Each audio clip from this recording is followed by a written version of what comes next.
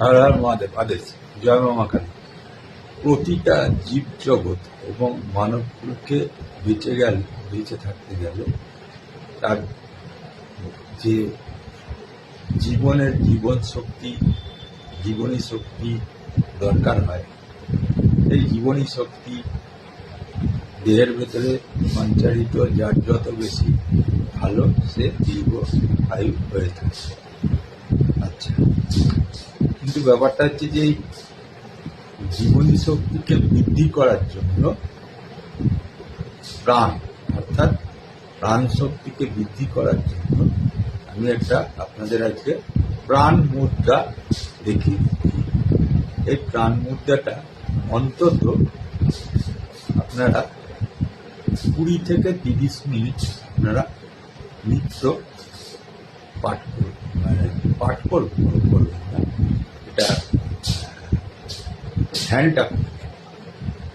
ধ্যানটা করবেন। এবং এই ধ্যানটা কি করে করতে হবে, মেডিটেশনটা কি করে করতে হবে, আমি আপনাদের এটা বলে দিচ্ছি। এই যে দুটো আঙুল দেখছে, তর্জনী এবং মধ্যমা, এবং এটা বৃদ্ধি, এই তর্জনী এবং মধ্যমাকে এইরকম ভাবে ধরে নিয়ে এইবারে সিঁড়ে থাকে, যেন একদম সোজা থাকে, হাঁটুর ওপরে দিয়ে বসে, স্ট্রেট হয়ে বসে, চোখ বন্ধ করে শ্বাস প্রশ্বাস নির্গত করতে। এটা আমি বলছি অন্তত 2 বার করুন দিনে, পারলে 30 মিনিট করে করুন, 20 মিনিট করে করুন, অল্প অল্প করে বাড়ান, একসাথেই করতে হবে এরকম কোনো মানে।